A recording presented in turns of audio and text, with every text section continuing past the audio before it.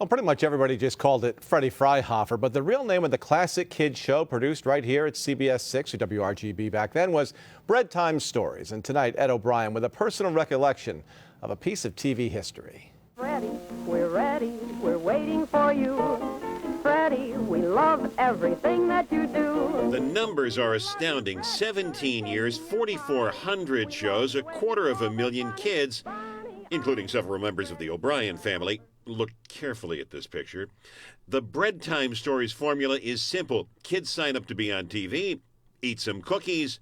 If you're really lucky, draw a picture. Now who's going to make a squiggle for me?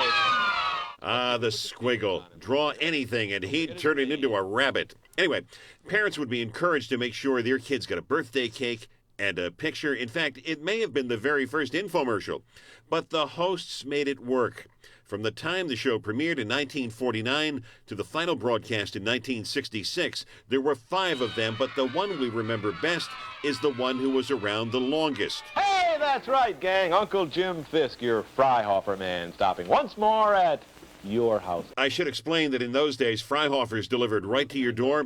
Uncle Jim dressed the part of the Freihofer's man. He began his career here as an artist in the 40s. He took over in July of 1956. Exactly 1 month before I was born. I was very well acquainted with the Freddie Freihofer show.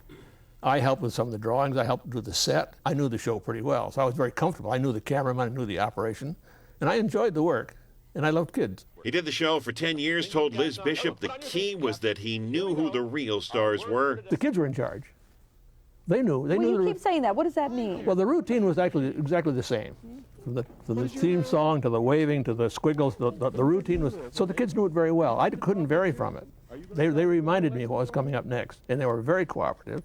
They loved their role, and they ran the show. Fisk passed away 2 years ago at the age of 91. He told Liz he was the luckiest guy in the world. Ed O'Brien, CBS 6 News.